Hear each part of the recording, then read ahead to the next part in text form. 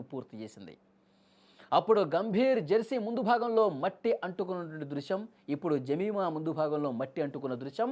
ఇద్దరు 5వ నెంబర్ జెర్సీలు వేసుకున్నారు, 3వ స్థానంలో వచ్చారు. కష్టాల్లో ఉన్నప్పుడు ఆదుకునే అద్భుతం చేశారు. సో ఈ పోలిక సోషల్ మీడియాలో ప్రస్తుతం విపరీతంగా వైరల్ అవుతోంది. వాళ్ళ జెర్సీ నెంబర్ 5, వాళ్ళు 3వ స్థానంలో వచ్చారు. అద్భుతంగా ఆడి చెమటోడ్చి పరుగులు తీసి మట్టిలో పడిపోయేవాళ్ళు. ఒక్కొక్క పరుగు కోసం ఎక్కడ మనం రన్అట్ అవుతామన్న ఉద్దేశంతో పరిగెత్తుకుంటూ మళ్ళీ బ్యాటు క్రీజులో పెట్టడానికి ఒక పెద్ద పోరాటమే చేయాల్సిన పరిస్థితి వస్తుంది. ఎందుకంటే ఆస్ట్రేలియా ఫీల్డింగ్ చాలా బాగుంటుంది. అప్పుడు శ్రీలంక వాళ్ళు కూడా కప్పు కొట్టాలన్న లక్ష్యంతోనే ఆడతారు కదా. వాళ్ళు కూడా ఫీల్డింగ్ చాలా బాగా చేశారు.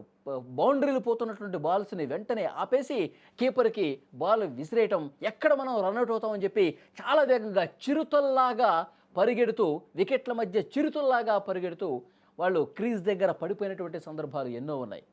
ఒక్కొక్క పరుగు కీలకమే.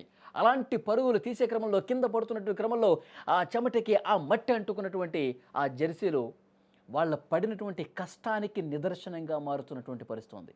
చాలా స్పష్టంగా మీరు ఆ దృశ్యాలు చూస్తూ ఉన్నారు.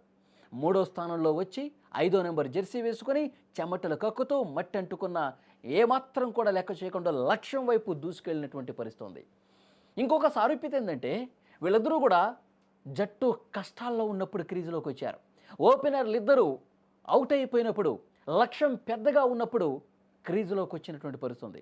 నిన్న ఆస్ట్రేలియాతో 330కి పైగా పరుగులు చేసినటువంటి ఆస్ట్రేలియా మీద మనం అద్భుతమైన విజయం సాధించాలంటే చాంతాడు ఉంది. పరుగులు కొట్టే లక్ష్యం అంత పెద్దగా ఉంది. ఒక్కొక్క వికెట్ పడుతున్నటువంటి క్రమంలో అభిమానుల గుండెలో జల్లుమంటోంది. మనం గెలవగలమా, మనం పోరాటం చేయగలమా, మనం విజయం సాధించి ఫైనల్కు దూసుకెళ్ళగలమా, ఎన్నో అనుమానాలు. వాటన్నింటినీ పటాపంచలు చేస్తూ జట్టు కష్టాల్లో ఉన్నప్పుడు అసలైనటువంటి ఆట తీరును ప్రదర్శించే జమీమా రోడ్రిగ్స్ అభిమానుల్లో ఆనందాన్ని తీసుకొచ్చింది. కష్టాల్లో ఉన్నప్పుడు కదా ఆదుకుంటే కదా మన స్టామినా ఏంటో తెలిసేది, మన సత్తా ఏంటో తెలిసేది, మన సామర్థ్యం ఏంటో తెలిసేది. సో జట్టు కష్టాల్లో ఉన్నప్పుడు నిలబడింది, వాళ్ళతో కలబడింది, పోరాటం చేసింది, గెలుపు వరకు తీసుకెళ్ళింది. అప్పుడు గౌతమ్ గంభీర్ కూడా అంతే. 270కి పైగా పరుగులు కొట్టాలి. ఓపెనర్స్ అయిపోయారు. 3వ స్థానంలో వచ్చాడు. 5వ నెంబర్ జెర్సీతో వచ్చాడు.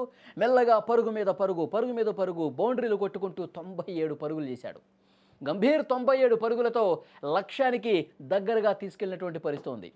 జమీమా 127 పరుగులతో ఏకంగా చారిత్రాత్మకమైనటువంటి చేజ్